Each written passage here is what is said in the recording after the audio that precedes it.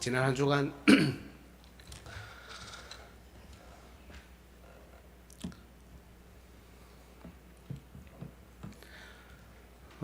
여러 가지로 사는 것이 쉽지 않았을 겁니다. 그러나 우리가 지금 주님 앞에 나왔습니다. 하나님 앞에 마음을 열고 어쩌면 이 시간이 우리에게 주어지는 마지막 기회가 될 수도 있고, 어쩌면 하나님께서 지금 막 우리를 위해서 움직이고 계시려고 하는 중인지도 모릅니다. 어떤 형편에서든지 어떤 상황에서든지 나오셨다 하더라도 이 시간만큼은 마음을 열고 하나님께서 우리에게 하시는 말씀을 듣고 여전히 그 의미와 그 깊이를 다 깨닫지 못한다 하더라도, 그러나 하나님 참 나에게 필요한 말씀 주십시오, 참 우리에게 은혜 주십시오, 이런 마음으로 참석할 수 있으면 좋겠습니다. 우리 다 같이 일어나서 하나님 말씀 듣겠습니다. 창세기 23장 1절에서 20절 말씀입니다. 1절에서 4절 그리고 17절에서 20절 말씀을 교독으로 읽겠습니다. 제가 먼저 봉독합니다. 사라가 127세를 살았으니 이것이 곧 사라가 누린 햇수라. 죽음에 아브라함이 들어가서 사라를 위하여 슬퍼하며 애통하다가 그 시신 앞에서 일어나 나가서 헷 족속에게 말하여 이르되, 나는 당신들 중에 나그네요 거류하는 자이니 당신들 중에서 내게 매장할 소유지를 주어 내가 나의 죽은 자를 내 앞에서 내어다가 장사하게 하시오. 17절 제가 읽겠습니다. 마므레 앞 막벨라에 있는 에브론의 밭 곧 그 밭과 거기에 속한 굴과 그 밭과 그 주위에 둘린 모든 나무가 성문에 들어온 모든 헷 족속이 보는 데서 아브라함의 소유로 확정된지라. 그 후에 아브라함이 그 아내 사라를 가나안 땅 마므레 앞 막벨라 밭 굴에 장사하였더라. 마므레는 곧 헤브론이라. 이와 같이 그 밭과 거기에 속한 굴이 헷 족속으로부터 아브라함이 매장할 소유지로 확정되었더라. 아멘. 자리에 앉아 주십시오. 지난 주일 우리는 오늘 본문에 관한 첫 번째 설교를 들었습니다. 그죠? 아브라함은 그동안 약속의 땅을 사지 않았어요. 충분한 재력이 있었고 또 그 땅을 산다고 해도 오해가 없을 만큼 그렇게 덕을 끼치고 또 권위가 있었음에도 불구하고 사지 않았습니다. 이유는 바로 하나님의 약속 때문입니다. 땅을 주시겠다는 하나님의 약속은 400년 후에나 이루어질 내용입니다. 약속을 따라 고향 친척 아버지의 집을 떠나왔던 이 아브라함은 바로 이 약속을 따라 가나안 땅에서 철저하게 한 평의 땅도 소유하지 않은 채 나그네로 그리고 외국인으로 살았던 것입니다. 여러분, 이렇듯 신자에게 있어 하나님의 약속은 삶의 방향, 삶의 방식, 그리고 물질의 흐름과 인간관계, 심지어 우리가 사는 장소와 시간까지도 결정짓고 또 결정지어야 마땅합니다. 여러분의 삶은 과연 하나님의 약속, 이 하나님 약속의 인도를 받고 있습니까? 하나님의 말씀이 여러분의 삶을 결정짓는 유일한 이유 됩니까? 이것이 지난주 설교의 핵심이었습니다. 이제 우리는 두 번째로 하나님의 약속 때문에 그동안 가나안 땅을 사지 않았던 이 아브라함이 왜 지금은 이 땅을 사고 있느냐 하는 문제를 살피려고 합니다. 설교의 주제는 지난주와 같습니다. 우리 다 같이 한번 읽겠습니다. 시작. 우리는 믿음을 남길 약속의 기업을 사야 합니다. 네, 대지는 첫 번째 막벨라 굴을 산 배경, 두 번째 그 과정, 세 번째 그 결과, 이렇게 나누어서 살펴보도록 하겠습니다. 첫 번째, 막벨라 굴을 산 배경입니다. 여러분, 아브라함이 막벨라 굴을 사는 이유가 무엇입니까? 바로 자신의 아내 사라의 죽음 때문입니다. 죽음의 충격이 컸기 때문이었을까요? 아브라함은 지난 60년 이상 이어오던 지켜오던 믿음과 신념을 버리고 지금 약속의 땅 일부를 사려고 합니다. 그러나 여러분, 이것은 충격으로 인한 아브라함의 충동적인 행동이 결코 아닙니다. 사라의 죽음이 가지고 있는 의미 때문입니다. 아브라함은 사라의 죽음을 슬퍼하다가 하나님의 약속과 관련된 이 죽음의 의미를 깨닫고는 일어나 나가서 땅을 사려고 합니다. 오늘 본문 2절과 3절을 보십시오. 사라가 가나안 땅 헤브론 곧 기랏 아르바에서 죽음에 아브라함이 들어가서 사라를 위하여 슬퍼하며 애통하다가 그 시신 앞에서 일어나 나가서 헷족속에게 말하여 이르되. 그렇다면 여러분, 사라의 죽음이 가지는 의미가 무엇입니까? 아브라함은 무엇을 깨달았길래 시신 앞에서 슬퍼하다가 갑자기 땅을 사러 나갑니까? 그것은 바로 죽음이라는 것이 결국 그들과 하나님 약속 사이에 단절을 가져온다는 겁니다. 죽음이 그들과 하나님의 약속 사이를 갈라놓는다는 것입니다. 땅에 관한 하나님의 약속이 무엇이었습니까? 창세기 13장 15절 같이 한번 읽어볼까요? 시작. 보이는 땅을 내가 너와 내 자손에게 주리니 영원히 이르리. 땅을 너와 내 자손에게 준다는 겁니다. 17장 8절에서도 반복되죠. 내가 너와 내 후손에게 내가 거류하는 이 땅 곧 가나안 온 땅을 주어 영원한 기업이 되게 하고 너와 내 후손에게 준다. 이것이 하나님의 약속이었죠. 물론 아브라함도 잘 알고 있었습니다. 이 약속은 궁극적으로 그들의 자손들에게서 성취가 될 것을 말입니다. 그래서 하나님께서도 때론 이렇게 말씀하셨죠. 창세기 15장 18절에 그날에 여호와께서 아브라함과 더불어 언약을 세워 이르시되 내가 이 땅을 애굽 강에서부터 그 큰 강 유브라데까지 내 자손에게 주노니. 너와 내 자손이라고 할 때도 있고 내 자손에게 준다 이렇게 할 때도 있습니다. 이 약속의 궁극적인 성취가 뒤에 일어날 일이기 때문입니다. 하지만 여러분, 이 약속은 분명 아브라함과 사라 그들에게도 주어진 겁니다. 그래서 약속을 따라왔잖아요. 그래서 약속을 따라 살았지 않습니까?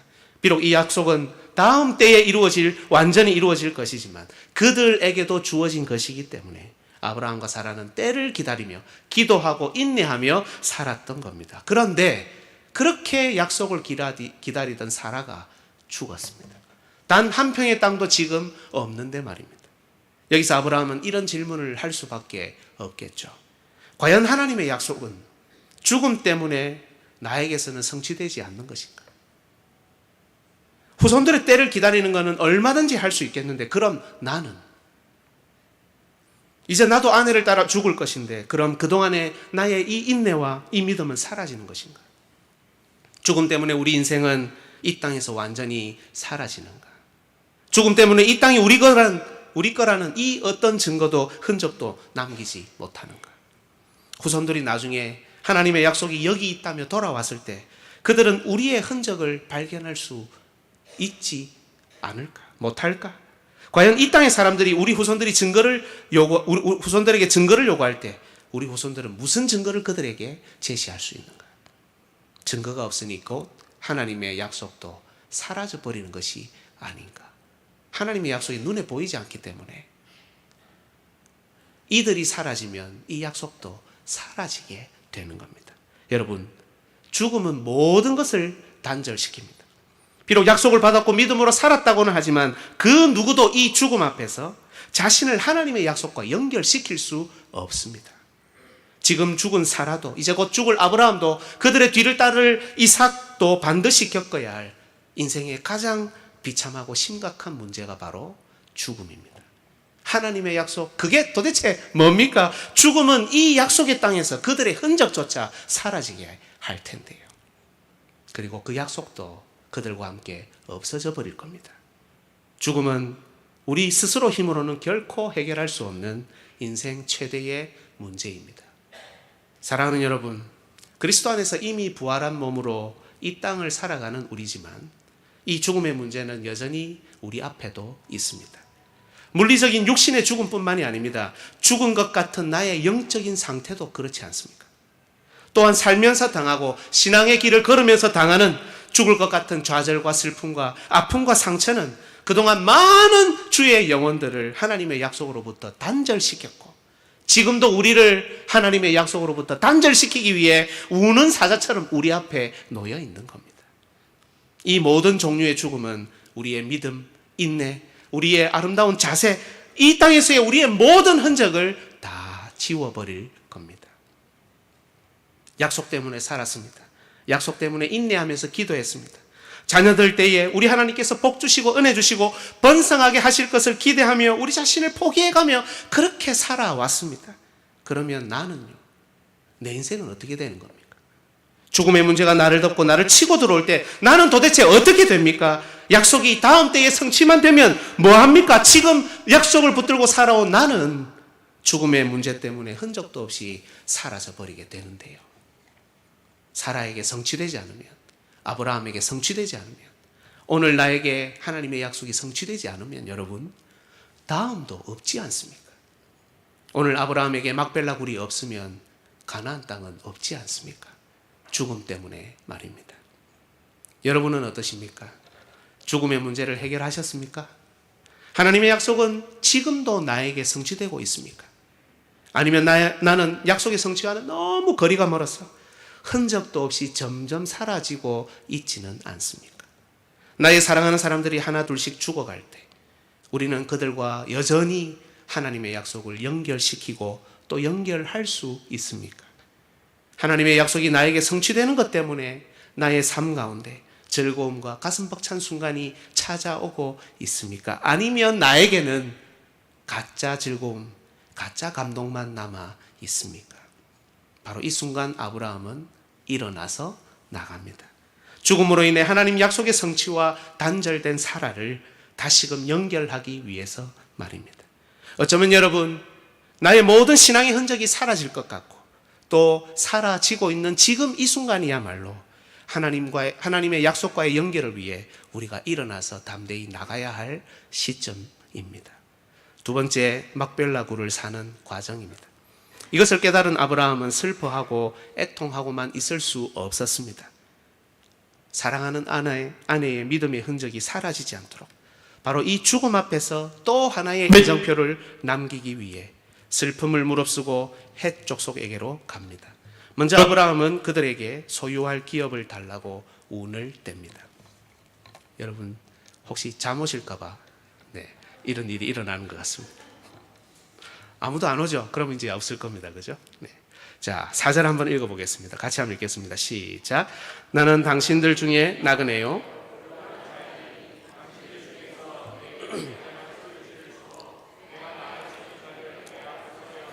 장사하게 하시오. 그 땅의 주인에게 매장할 소유지를 달라고 합니다. 그런데 여러분, 이 구절의 말씀이 여러분 모순이라는 거 아시겠습니까? 아브라함 자기를 고백합니다. 나그네요, 거류하는 자, 임시 거류자입니다. 그런데 소유할 땅을 달라고 합니다. 이 단어는 소유지, 이 단어는 히브리어로 아웃자라는 단어인데 그야말로 하나님이 주시는 영구적인 기업을 말합니다. 창세기 17장 8절에 이래 되어 있습니다. 내가 너와 내 후손에게 내가 거류하는 이 땅 곧 가나안 온 땅을 주어 영원한 기업이 되게 하고, 이 기업이 아웃자입니다. 단지 지금 장례를 치르게 해달라고 요청하는 게 아니죠. 그 땅을 차지하고 있고 이 세상을 지배하고 있는 헷 족속에게 자신의 소유지를 달라고 운을 떼고 요구합니다. 여러분, 여기에 긴장이 있죠. 여자의 후손, 사탄의 후손 사이에 싸움이 있습니다. 한쪽은 하나님의 약속을 차지하려고 하고 다른 한쪽은 이걸 방해합니다. 그래서 여러분, 헷 족속은 소유권을 주지 않으려고 합니다. 그 다음 9절, 6절을 한번 보십시오. 내 주여 들으소서. 당신은 우리 가운데 있는 하나님이 세우신 지도자이시니. 이렇게 덕망과 권위를 인정하는 것처럼 보입니다만 그 다음 보십시오. 우리 묘실 중에서 좋은 것을 택하여 당신의 죽은 자를 장사하소서. 우리 중에서 자기 묘실에 당신의 죽은 자 장사함을 금할 자가 없으리이다. 아브라함의 덕과 권위를 인정하면서도 그에게는 결코 단 한 평의 땅의 소유권도 허락하지 않겠다는 뜻입니다. 엄청나게 호의를 베푸는 것 같지만 여러분, 아무 묘실에 묻으랍니다. 나중에 지나면 어떻게 되겠습니까? 누구 묘인지 모릅니다. 여기에 누가 묻혀 있는지 모릅니다. 자기 묘가 아니기 때문입니다. 어쩌면 찾을 수도 없는 곳입니다. 이 땅을 사용하게는 해도 결코 그 소유권은 넘겨주지 않겠다는 뜻입니다. 아무리 장례를 성대하게 몇 박 며칠, 일주일간 치른다 해도 무슨 소용이 있습니까? 결과는 똑같습니다. 그냥 조용히 약속의 땅에서 죽음과 함께 이들은 사라져버리게 될 겁니다. 이 순간 아브라함은 흔들리지 않습니다. 이것이 세상이 베푸는 호의인지 세상이 혹은 그를 가로막는 것인지 제대로 판단할 수 있었습니다. 그래서 아브라함은 불필요한 충돌을 피하면서 약속의 땅을 취하겠다는 지혜를 보입니다. 7절을 보십시오. 아브라함이 일어나 그 땅 주민 헷 족속을 향하여 몸을 굽히고 오히려 그들 앞에서 겸손한 자세를 취합니다. 여러분의 호의에 진심으로 감사드립니다. 이 말이죠. 8절을 보십시오. 그들에게 말하여 이르되 나로 나의 죽은 자를 내 앞에서 내어다가 장사하게 하는 일이 당신들의 뜻일진대. 여러분, 저는 이 부분 아브라함의 지혜에서 무릎을 정말 탁 칠 수밖에 없었습니다. 이런 지혜는 정말 그 어떤 무기보다도 강력합니다. 이 자연스러운 대화의 흐름 속에서 아브라함의 일이잖아요, 자신의 아내를 장례 치르는 것은. 그런데 이 일이 당시 헷 족속의 헷 족속 전체의 일이 되어버렸습니다. 아브라함에게 소유권을 주지 않으려고 우리 묘실 중에 하나에 마음에 드는 곳에 장사를 하십시오, 장례를 치르십시오 했다가 이 사라의 일이, 장례가 헷 족속의 일이 되어버린 겁니다. 안 하면 안 되는 일이 되어버린 겁니다. 아브라함은 드디어 구체적인 땅, 그동안 아브라함이 마음에 품고 소망하던 땅을 요구합니다. 그것이 8절 하반절 9절입니다. 내 말을 듣고 나를 위하여, 뒷부분이죠, 소알의 아들 에브론에게 구하여 그가 그의 반머리에 있는 그의 막벨라 굴을 내게 주도록 하되 충분한 대가를 받고 그 굴을 내게 주어 당신들 중에서 매상할 소유지가 되게 하기를 원하노라 하매, 그의 재력이라면 얼마든지 더 넓은 땅을 살 수도 있었지만 아브라함은 그저 반머리에 있는 굴 하나를 요구합니다. 넓은 땅, 그의 부를 과시하고 축적할 수 있는, 자신의 세력을 과시할 수 있는 그런 땅이 아니라 모든 욕심 여전히 내려놓고 단지 죽음이 그들을 약속과 단절하지 못하게 할 그런 제한된 땅, 바로 무덤만을 요구합니다. 하지만 여러분, 이곳은 그저 무덤만이 아닙니다. 17절을 한번 보십시오. 마므레 앞 막벨라에 있는 에브론의 밭, 곧 그 밭과 거기에 속한 굴과 그 밭과 그 주위에 둘린 모든 나무가 있다고 표현을 하죠. 이 무슨 나무일까요? 여러분, 지난 시간에도 그리고 지난 설교들에도 제가 종종 언급해 드렸습니다. 마므레 상수리 나무, 마므레 상수리 수풀. 여러분 기억하시죠? 이곳은 아브라함이 살았던 곳입니다. 이곳은 아브라함이 제단을 쌓고 예배 드렸던 곳입니다.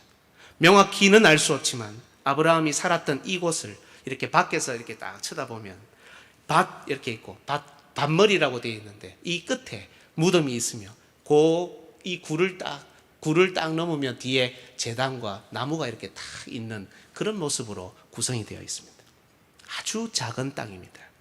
외형적으로는 굴 하나, 밭 하나, 무덤에 불과하지만 여러분, 이곳은 하나님의 약속과 더불어 아브라함이 살았던 곳, 하나님의 약속을 소망하며 예배드렸던 곳, 하나님의 약속과 더불어 죽는 그들의 삶과 신앙을 증거하기에는 조금도 부족함이 없는 그런 곳이었습니다. 이전과는 다르게 죽음 앞에서 아브라함은 지금 기업을 사고 있지만 약속을 따라 사는 원리는 똑같습니다. 하나님의 약속은 아브라함이 이 땅을 사는 장소, 방법, 과정, 이 모든 것을 여전히 결정짓고 있습니다. 하나님의 약속은 그런 겁니다, 여러분. 그래서 아브라함은 그것을 충분한 대가를 주어 사겠다고 합니다. 그냥 사용하지 않겠다는 겁니다. 죽음의 문제가 결코 계속해서 그들을 괴롭히고 단절시키지 않도록 반드시 자신의 소유로 삼겠다는 겁니다. 하지만 사탄은 더욱 교묘하고도 강력하게 저지하죠. 여러분 11절을 한번 보십시오. 내 주여 그리 마시고 내 말을 들으소서. 내가 그 밭을 당신에게 드리고 그 속의 굴도 내가 당신에게 드리되 내가 내 동족 앞에서 당신에게 드리오니 당신의 죽은 자를 장사하소서. 여러분, 이게 좋은 말일까요? 안 좋은 말일까요? 사탄의 노림수가 보이십니까? 너가 원하는 그 밭 그리고 그 속의 굴을 내가 그냥 줄게. 좋은 말 같이 보입니다. 와, 얼싸구나. 우리가 받아야 되겠다. 하나님이 승리하셨다. 우리는 이렇게 받을 것 같은데 무슨 말입니까? 소유권을 절대로 주지 않겠다는 겁니다. 더 나아가 아브라함아, 이 땅은 하나님이 아니라 내가 너에게 줄게.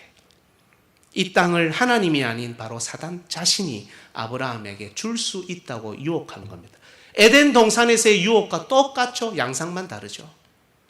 똑같은 땅이지만 이것은 여러분 분명히 큰 차이입니다. 처음에는 대접받는 것 같고 처음에는 승리한 것처럼 보이지만 나중에 여러분 그들이 다시 이것이 그들의 소유라고 주장하거나 혹 그들이 이 땅을 팔아버리면, 아브라함과 그의 후손들은 증거가 없으니 매매 계약서가 없고 땅 타이틀이 없으니 그저 그대로 다시 사탄의 손에 넘겨줄 수밖에 없는 겁니다. 이렇게 사탄은 우리를 끝까지 하나님의 약속과 단절시키려고 한다는 겁니다. 12절로 13절 보십시오. 아브라함이 이에 그 땅의 백성 앞에서 몸을 굽히고 그 땅의 백성이 듣는 데서 에브론에게 말하여 이르되 당신이 합당히 여기며 청하건대 내 말을 들으시오. 내가 그 밭값을 당신에게 주리니 당신은 내게서 받으시오. 아브라함은 아담처럼 이 유혹에 넘어가지 않습니다. 증인들 앞에서, 그 땅의 백성이 듣는 데서, 그죠? 증인들 앞에서 이 땅에 관한 정상적인 값을 지급하고 반드시 소유하겠다고 요청합니다. 결코 당신에게 손해를 끼치지 않겠습니다. 한 평의 땅, 가족들의 몇 자리만 있으면 됩니다. 너무 염려 마시고 내가 이 땅을 다 차지할까 두렵습니까? 나는 거부고 나는 권력 있는 사람이지만 그렇게 하지 않을 겁니다. 그저 우리 가족이 묻힐 수 있는 몇 자리 하나만 있으면 됩니다. 염려하지 마시고 이 돈을 받고 그 굴을 저에게 파십시오. 그래도 제 가족을 제 소유의 땅에 묻어야 하지 않겠습니까? 이에 상대방 에브론은 겸손한 척하며 마지막으로 아브라함에게 경멸스러운 말을 합니다. 15절을 보십시오. 같이 한번 읽겠습니다. 시작. 내 주여 내 말을 들으소서.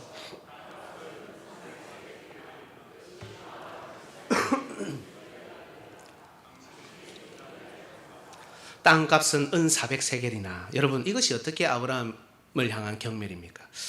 물론 우리에게 여러 자료들이 있습니다. 하지만 우리는 당시 은 400세겔의 가치가 정확하게 얼마나 되는지 알 수 없습니다. 다만 성경의 다른 부분, 다른 땅값과 비교해서 유추는 해볼 수 있겠죠. 아브라함 때로부터 약 1000년이 흐른 후에 사무엘하 24장에 보면 아라우나의 타작마당을 사는 게 나오죠. 여러분 기억나시죠? 여기 아라우나의 타작마당과 소가 은 50세겔입니다. 어느 정도의 크기인지 정확하게 알 수는 없지만 이곳은 타작하는 장소입니다. 그리고 여호와께 제단을 쌓고 나중에 여기에 성전이 세워집니다. 이걸 생각할 때 적어도 아주 작은 장소는 아니라는 걸 알 수가 있겠죠. 그런데 1000년 후에 이 땅의 가격이 은 50세겔인데 1000년 전에 조그마한 밭 그리고 굴, 그 인근의 나무가 400세겔입니다. 이것은 여러분 무슨 말이냐? 상대방을 무시하지 않으면 부를 수 없는 가격입니다. 당신한테는 안 팔아도 됩니다. 이 정도 가격이니까 이 정도 가격이라도 가져가고 싶으면 가져가십시오. 이때 아브라함은 여러분 자존심 지키고 유리하게 협상을 이끌어내고 자기의 권위, 자기의 덕을 사용해서 합당한 가격으로 이끌어내서 살려고 하지 않습니다. 자기의 자존심, 명예, 권위를 다 내려놓고 오직 그들의 요구대로 그 값 그대로를 지급하려고 합니다. 조금의 시비거리도 남기지 않습니다. 16절을 보십시오. 아브라함이 에브론의 말을 따라 에브론이 헷 족속이 듣는 데서 말한 대로 상인이 통용하는 은 400세겔을 따라 에브론에게 주었더니, 상인이 통용하는 은 400세겔 정확하죠. 그리고 헷 족속이 듣는 데서 더 이상 그들에게 이 땅의 소유에 관해서는 조금의 시비거리도 주지 않겠다는 겁니다. 여러분, 아브라함이 이렇게 굴욕에 가까운 취급을 당하면서 막벨라굴을 살 수 있었던 이유는 하나님의 약속이 자신이 굴욕당하는 것보다 더 중요하기 때문입니다. 사라져버릴 그의 흔적, 그의 이름, 그 인내의 시간, 사라져버릴 그의 후손의 이름, 이걸 사라지지 않게 해야 되기 때문에, 더 나아가 하나님의 약속을 지켜내고 성취해야 되기 때문에 아브라함은 지금 약속을 붙들고 굴욕을 당하는 것을 참고 있습니다. 사랑하는 여러분, 혹시 여러분은 무엇을 사고 있습니까? 지금 여러분이 가지려고 하는 것은 무엇입니까? 뭘 가지고 싶습니까? 나에게 지금 뭐가 필요합니까? 내가 지금 추구하고 바라고 잡으려고 하는 그것이 무엇입니까? 하나님의 약속입니까? 아니면 썩어 없어질 부와 명예입니까? 하나님 나라의 기업입니까? 아니면 자기 가치, 자기 자존심, 남들의 시선과 평가입니까? 우리는 삶의 어려운 순간, 심지어 죽음이라는 문제 앞에서도 언제나 믿음을 남기고 하나님의 약속과 단절되지 않는 길을 선택해야 합니다. 사람들은 다르게 하죠. 세상 사람들은 다르게 합니다. 자신의 가치가 떨어질 때 더 자존심 세웁니다. 자기를 세우려고 하고 더 업그레이드 시키려고 하고 여기에 혈안이 되었습니다. 그러나 우리는 그렇게 하지 않습니다. 우리는 이런 순간이라도 믿음의 길을 지키고 약속을 지키는 길을 선택한다는 겁니다.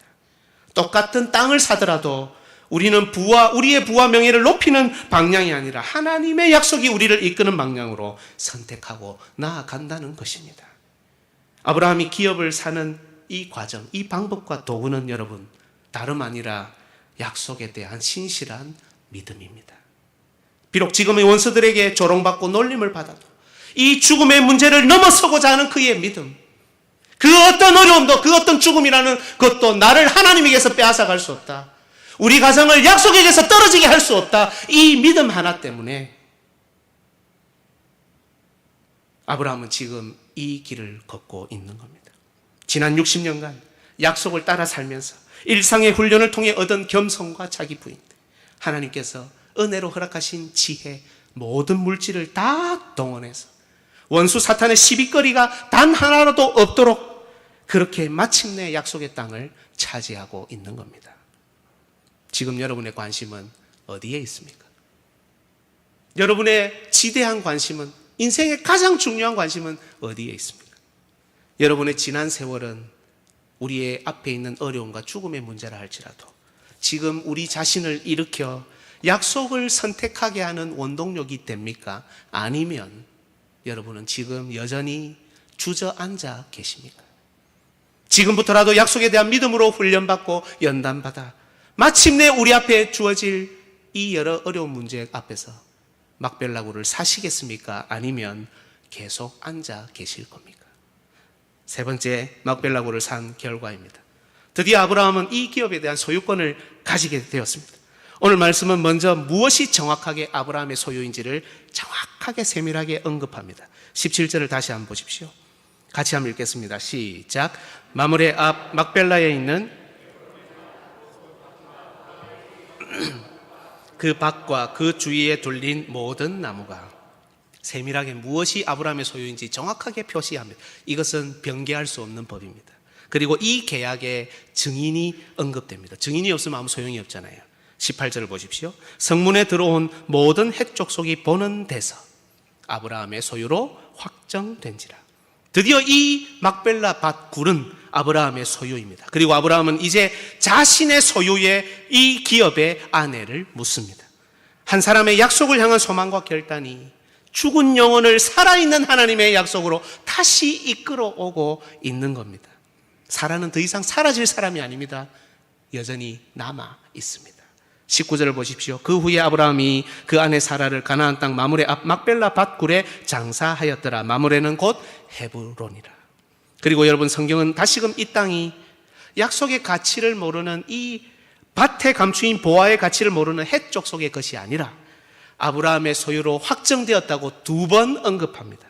20절을 보십시오. 같이 한번 읽겠습니다. 시작. 이와 같이 그 밭과 거기에 속한 굴이 헷 족속으로부터 아브라함이 매장할 소유지로 확정되었다. 아멘. 여러분, 씨와 관련해서 아브라함 사라는 죽음의 문제를 뛰어넘었죠. 이삭을 낳았지 않습니까? 그렇게 했던 이 아브라함과 그 후손은 이제 땅과 관련된 이 죽음의 문제까지도 뛰어넘었습니다. 비록 육신으로는 죽음의 지배를 여전히 받겠지만 그들은 죽어서도 살아있는 약속과 함께 머물 수 있게 된 겁니다. 그 후손들이 나중에 가나안 땅으로 돌아올 때 이 밭의 무덤을 증거로 이것이 바로 우리 조상 아브라함의 소유였습니다. 우리의 소유입니다. 하나님의 약속이 바로 이 무덤 안에 있습니다라고 외칠 수 있게 된 겁니다.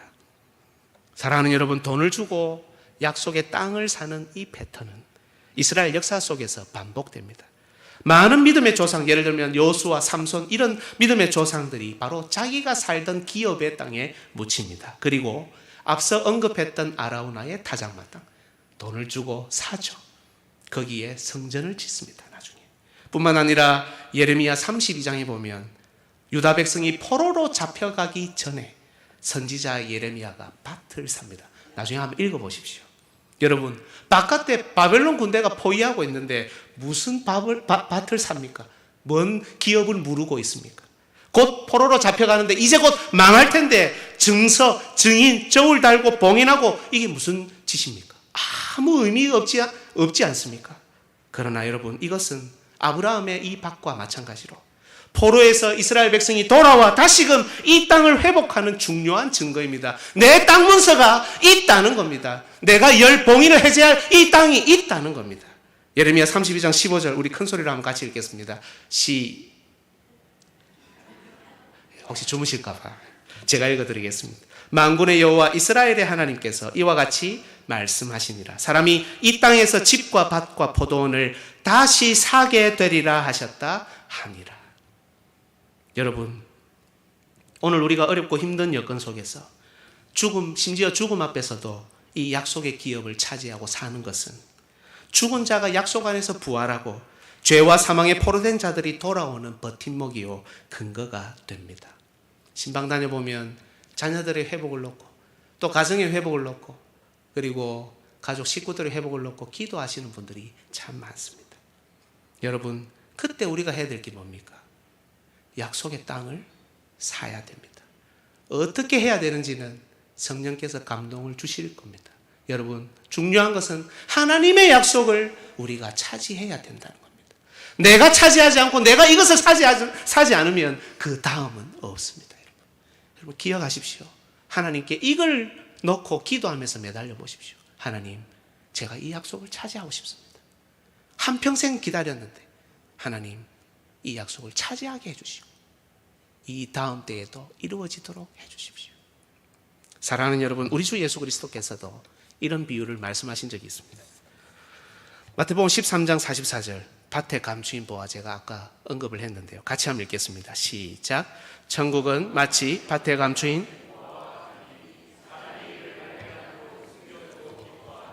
돌아가서 자기의 소유를 팔아 그 밭을 사는. 오늘 본문하고 연결해 볼까요? 여러분, 막벨라 굴 이 안에 이 밭에 감추인 보화가 있습니까? 있죠.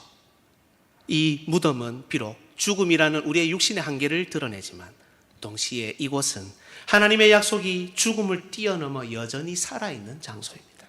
하나님의 약속이 거기 있기 때문에 이 굴이, 이 무덤이, 이 밭이 가치 있는 겁니다.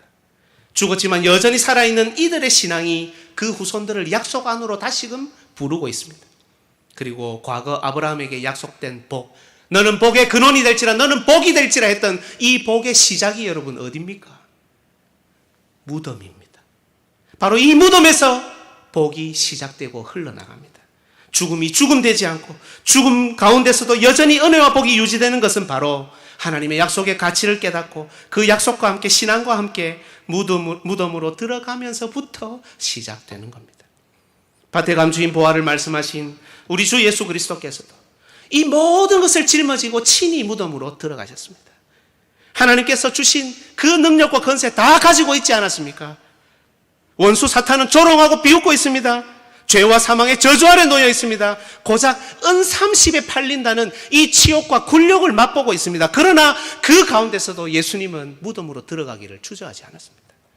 그리고 바로 이 무덤 가운데서 예수님께서는 약속과 단절되어 있던 우리를 불러주시고 우리와 함께 부활하셨습니다. 바로 이 무덤이 부활의 장소요, 복의 시작이었던 것입니다. 사랑하는 여러분, 이런 점에서 볼 때 우리 교회야말로 우리가 들어갈 무덤입니다. 여러분, 이 사진 한번 보시겠습니까? 저 뒤에 건물이 예배당입니다.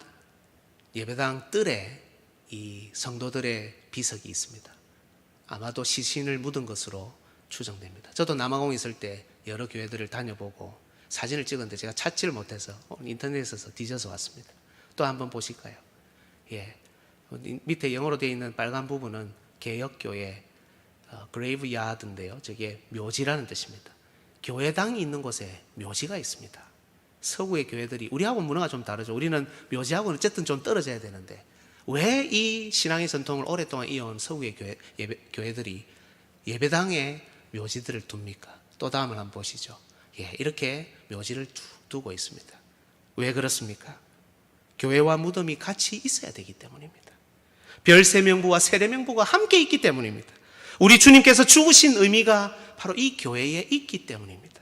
죽음에도 약속과 단절되지 않고 지금도 살아있는 선배들의 신앙이 여기에 있기 때문에 살아나는 부활의 장소인 예배당의 교회에 묘지가 있는 겁니다. 거기를 들어가야 부활하기 때문입니다. 세상에서 볼 때는 아무 가치 없는 밭과 굴에 불과하지만 이곳에는 그 어떤 것과도 바꿀 수 없는 보화가 간직되어 있는 겁니다. 이곳이야말로 여러분, 우리 눈에 좀 보잘것없이 보인다 할지라도 이곳이야말로 여러분의 복의 시작이라는 것을 기억하셔야 합니다. 지금도 이 밭에서 하나님의 백성들이 태어나고 있습니다. 지금도 함께 살아가며 함께 예배를 드립니다. 그리고 지금도 이 굴에 우리의 사랑하는 자들을 우리는 묻습니다. 그리고 바로 이곳이 우리에게 이 약속을 기억하라고, 이 약속 안으로 돌아오라고 외칩니다. 언젠가 우리 자녀들의 때에, 어쩌면 그들의 가장 어렵고 힘든 순간에, 죽음이라는 이들이 스스로 직면해야 하는 바로 그 순간에 자신의 모든 것을 바쳐 사야 하는 곳이 바로 이곳이 아니겠습니까? 바로 이것이 나그네인 우리들이 거류하는 곳이요, 죽은 자가 살아나 약속의 자녀로 설 수 있는 이 세상 유일한 곳입니다. 말씀을 맺겠습니다. 사랑하는 여러분, 어쩌면 우리가 이 무덤에 들어있는 이 순간이야말로, 어쩌면 죽을 것 같은 삶의 큰 무게를 느끼고 있는 바로 지금 이 순간이야말로, 지금도 우리는 죽음을 향해 걸어가고 있는데, 죽음이라는 시간 속으로 들어가고 있는 이 순간이야말로 여러분, 우리가 믿음으로 막벨라굴을 살 수 있는 바로 그 시점입니다. 지금 사지 않으면 앞으로도 없습니다. 지금 우리가 추구하고 가져야 될 약속은 바로 우리 앞에 지금 놓여 있는 겁니다.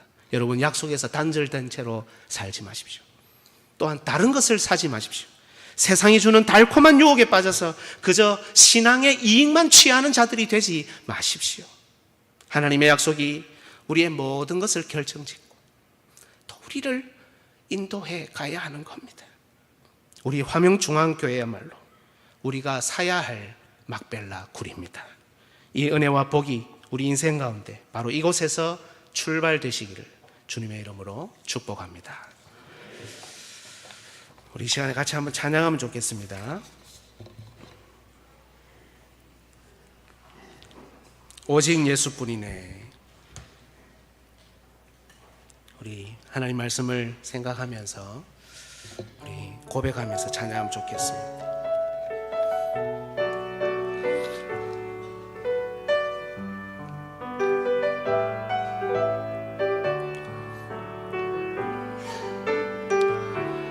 은혜 아니면 살아갈 수가 없네.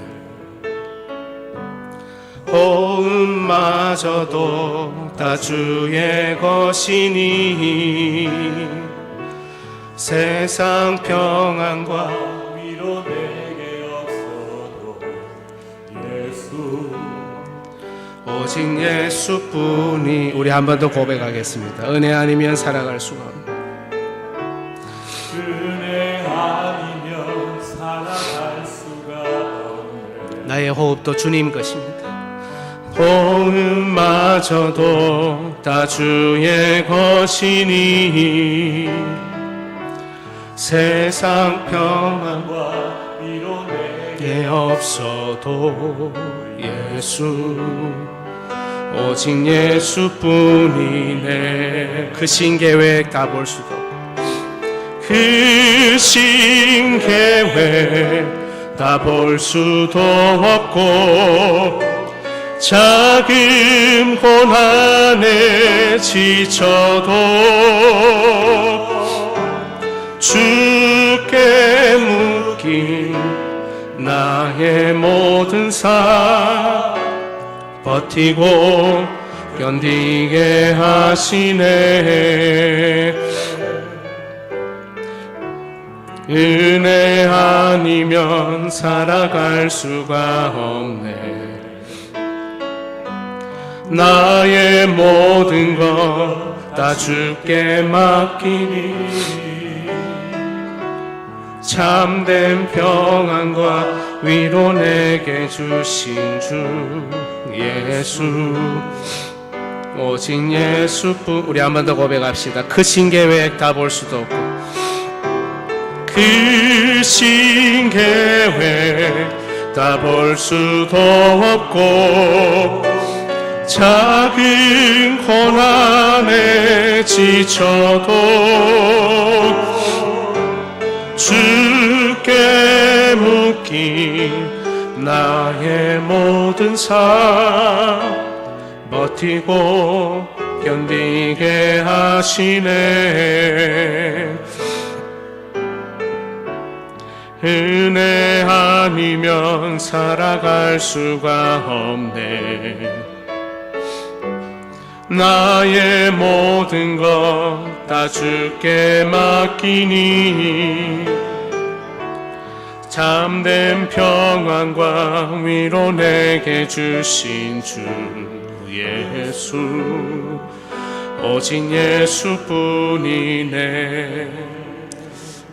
여러분, 어떠한 순간에도 우리가 절대 흔들리지 말아야 되겠습니다. 하나님의 약속을 끝까지 붙들 수 있어야 되겠습니다. 하나님, 나에게 그런 힘이 있도록 인도해 주옵소서.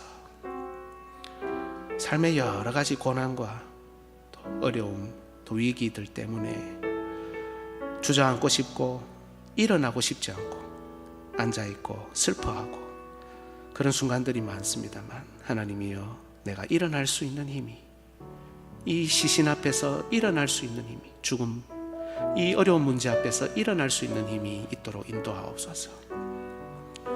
하나님, 나는 지금 나의 아내, 나의 남편, 나의 자녀들을 하나님의 약속과 연결시킬 수 있습니까?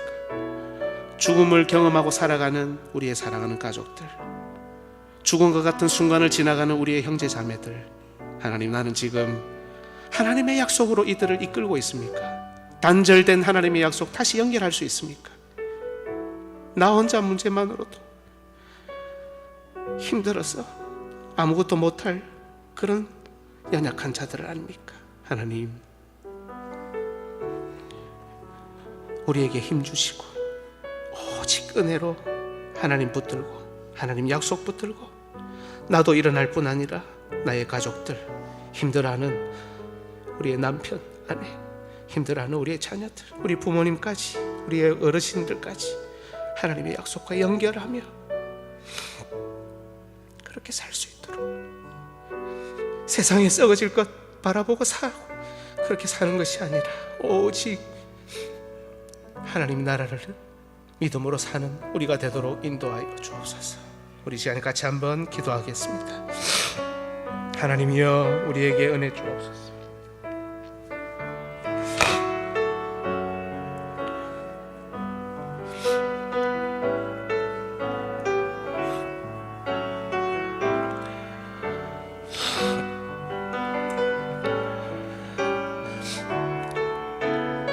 우리의 자녀들이, 우리 부모님이, 우리의 사랑하는 배우자가, 우리의 사랑하는 어르신들이, 우리의 다음 세대들이 우리 때문에 약속과 단절된 데서 벗어나 죽음의 문제를 이기고 하나님 품으로 돌아오는 역사가 있도록 하나님 함께하여 주옵소서.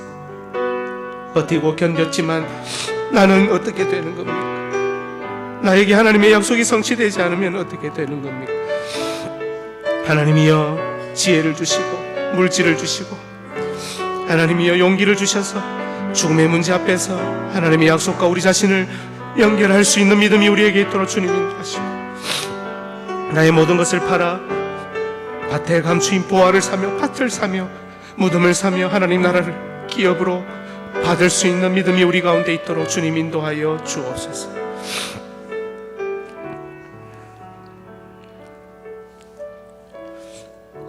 하나님 아버지, 감사합니다. 오늘도 우리에게 하나님의 말씀을 주시고 우리의 삶을 돌아보며 하나님께 다시금 매달릴 수 있는 힘 주셔서 감사합니다. 하나님, 그저 그렇게 사라져가는 삶이 되지 않도록 주님 인도하시고, 정말 어렵고 힘든 순간들, 죽음이라는 것이 우리를 하나님과 단절시키고 하나님의 약속과 단절시키는 그 상황 속에서도 용기 내어, 지혜 내어, 물질 내어, 마음 내어 하나님의 약속을 차지하고 바라보고 소망하고 추구하는 우리의 남은 삶 될 수 있도록 주님 인도하여 주옵소서. 우리만 일어설 뿐 아니라 죽음을 경험하고 살아가는 사랑하는 우리의 사람들도 하나님의 약속으로 연결시킬 수 있는 믿음이 우리 가운데 있도록 주님 인도하여 주옵소서. 주 예수님의 이름으로 기도드립니다.